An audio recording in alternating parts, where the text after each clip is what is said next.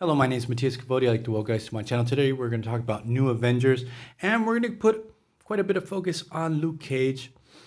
In the New Avengers run written by Brian Michael Bendis, he put a lot of focus on Luke Cage and Jessica Jones. And previously to this, we had the Secret Invasion. That whole crossover took place. Pretty awesome. I liked it a lot. It took place in 2008. We start the Dark Reign, where Norman Osborn takes over S.H.I.E.L.D.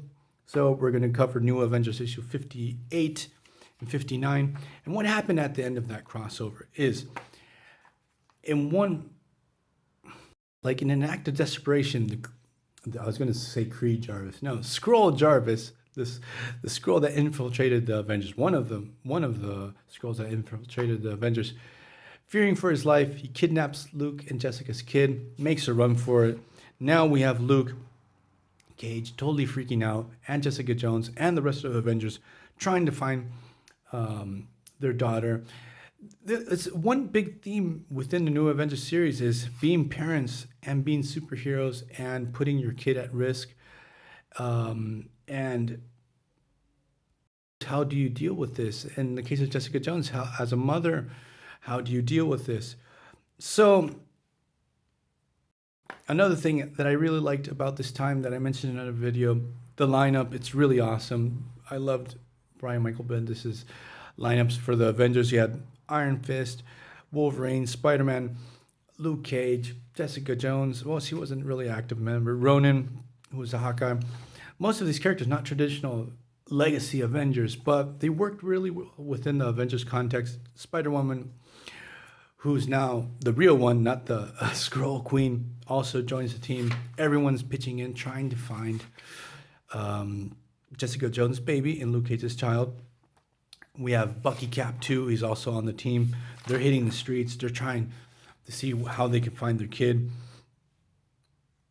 I feel like, especially for me, I'm also a parent, you feel like the stakes are really high. They find a Skrull infiltrator that seems to be a good Skrull. Like she just wants to be left alone. He says, hey, look, I just want to be part of your society. And Luke Cage is like having none of it. Like he's beating the crap out of the poor Skrull.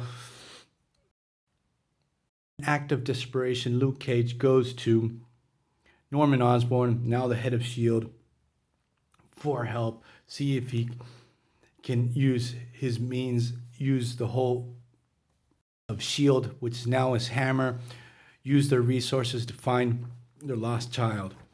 They sort of tease that Luke Cage, has he joined Norman Osborn's Avengers, the Dark Avengers. That was a freaking awesome series. But no, here we get to see how much of a badass Luke Cage is. So, after torturing a couple of Skrulls, using Venom, a couple of bites out of each one of these Skrulls. Actually, Venom has a thing for eating Skrulls during this time. They're able to track down Skrull Jarvis. Very well written moment where Luke Cage tells Skrull Jarvis, like, man, give me back your kid. Skrull Jarvis is like, if I give you your kid, I'm going to be killed. I just wanted to find sanctuary on this planet and be left alone. Please don't kill me. Luke Cage says, yeah, I promise. And he gets shot in the head by Bullseye. Luke Cage had no idea this was going to happen. Like the death of Skrull Jarvis, it's freaking brutal. Has like a sort of tragic taste to it. Basically, Luke Cage, for having help from Norman Osborn, God only knows what string attached has to that offer. Luke Cage goes with Jessica Jones, do all the paperwork and all the bureaucratic stuff that one should do with Hammer or S.H.I.E.L.D. And then Luke Cage tells Norman Osborn to shove it up his ass. He's not going to cooperate or work with him.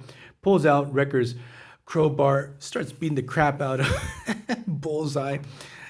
Virtually just destroys Venom's face. Tells Norman Osborn if he goes after him, there's going to be hell to pay, that he has to leave him and his family. And this moment is so awesome because we're going to have a pretty long story arc in quite a few titles where Norman Osborn is going to try to take vengeance on Luke Cage in the Thunderbolt series, later on in the New Avengers. Actually sort of going to lead to Luke Cage further down the line becoming the leader of the Thunderbolts. But what one must appreciate is how Bendis puts Luke Cage on a pedestal and shows off how much of a badass he is. He does that super epic superhero jump after he tells Norman Osborn to fuck himself, leaving a crater in front of the Avengers Tower. It's so badass. So I'm going to leave this video here. For those who haven't read New Avengers, it's really awesome. The series Dark Avengers 2. Like here we have the New Avengers scene, the introduction of the New Avengers team, the Dark Avengers, who are all villains posing as heroes. And the New Avengers totally flip out. Like we have Ronan and Hawkeye just going, it's like, these guys are going to pay. We're going to get a story from the List, Hawkeye the List or Ronan the List. It's a one-shot, pretty awesome, where Hawkeye goes up against all the Dark Avengers on his own. So, hope you guys like this video. See you guys next time. Tell me what you think about Luke Cage as a character, his time on the Avengers. See you guys next time. Bye.